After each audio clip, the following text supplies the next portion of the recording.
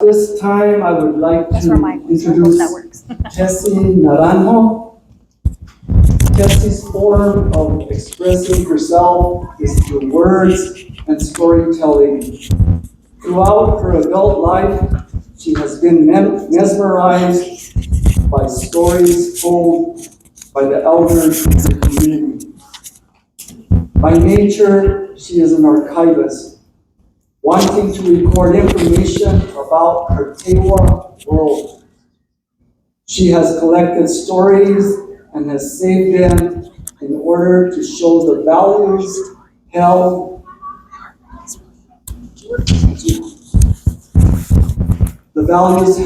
by her community, Santa Clara Pueblo. She has also learned much from outside sources about her immediate community. The studies, the memories of the stories heard as a child and listening to other Tewa elders, she now guides in her various projects. Through her work, she is able to pass down the memories and stories to the following generations. Tessie from Santa Clara.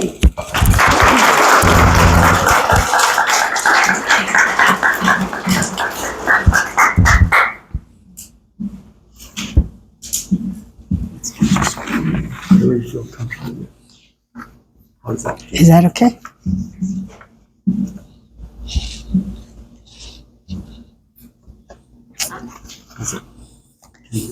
Is it okay? Good.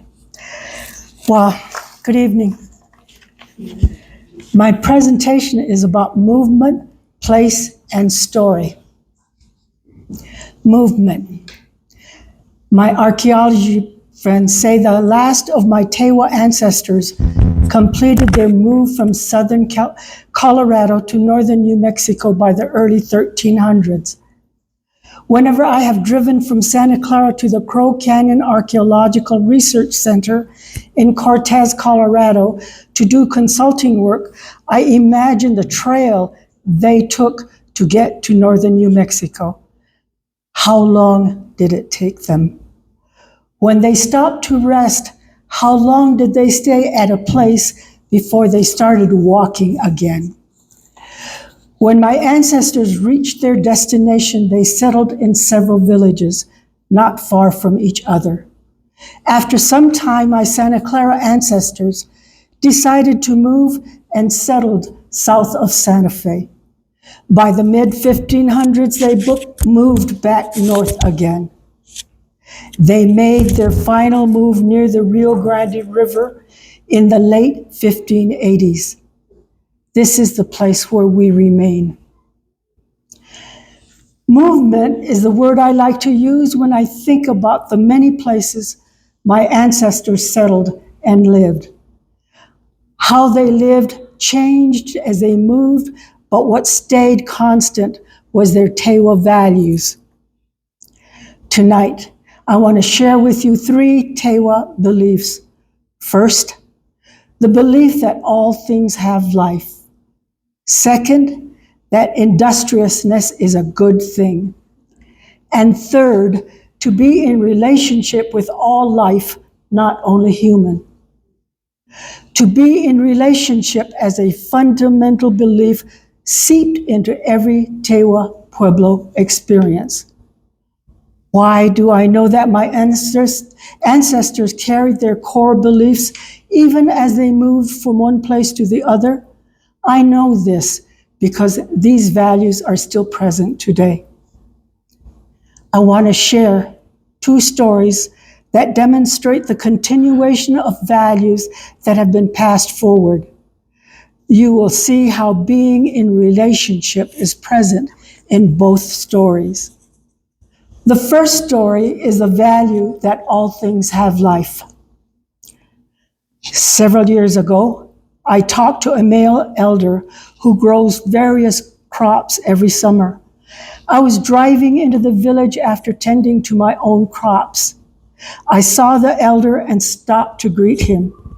He had also just come back after tending his crops. After we greeted each other with shovel in hand, he said, "My grandfather used this shovel. My father used it, and now I use it. Looking at his shovel, he talked to it in Tewa. Ku dawaha di hege nang ne henyu panyo. Thank you for helping me these many years. A sacred and respectful relationship had been formed between him and the shovel he inherited. The elder farmer had assigned life to his shovel. With equal respect, I placed my hand on the shovel and said, Ku dawaha wa na hege dodi. Thank you for helping him still. We both showed our Pueblo belief of giving life to all things. By honoring his shovel, he let it be known that if one treats something with respect, it returns in kind. Relationships need to be nourished, like corn. Take care of the corn as it is growing, and it will feed you. Like the shovel, take care of the shovel, and it will serve you. My second story is valuing hard work. A few years ago, I was talking to a neighbor who makes pottery. She was having difficulty using a smooth stone to burnish a pot she was working on. She told me, even to this day, to tell you the truth, I remember one day when I was polishing a big wedding vase, I could not polish it. I was lazy. I wasn't in the mood to make pottery. I was crying and working on it, and I couldn't do it. I even had to go down to my mom's and show her what was happening. She looked at me and said, "Do you know why? I have told you so many times, if you work in laziness, nothing is going to come out. You are supposed to work from the heart, or else nothing is going to come out." I learned that the hard way.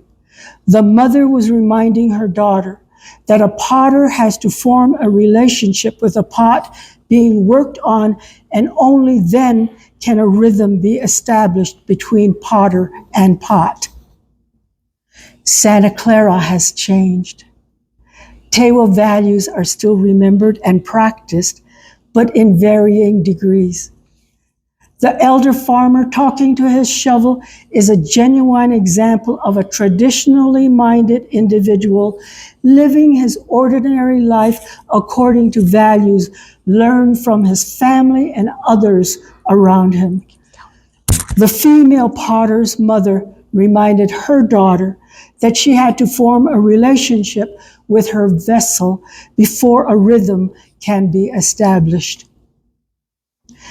Tewa values stay with us in varying degrees. However, social behaviors have noticeably changed. We no longer live the same way as my mother, my grandmother, and my great-grandmother. Now, we rarely have shared walls that join households. The nuclear family and the individual have become more important than the extended family. Today, speaking English is becoming the predominant language, and Tewa is faltering. My older sister's words hold true when she said that with each generation, lives are lived differently. She said, "We Santa Clarans have moved like the clouds. Like the movement of the clouds, new generations experience their lives differently, and it is up to each generation to live differently." My sister has passed away, but I continue to tell Tewa persons who care to learn the knowledge of our parents, our elders, our ancestors. With the cultural knowledge we elders know and share, hopefully the young ones will keep enough of our culture alive for more generations to come. Thank you.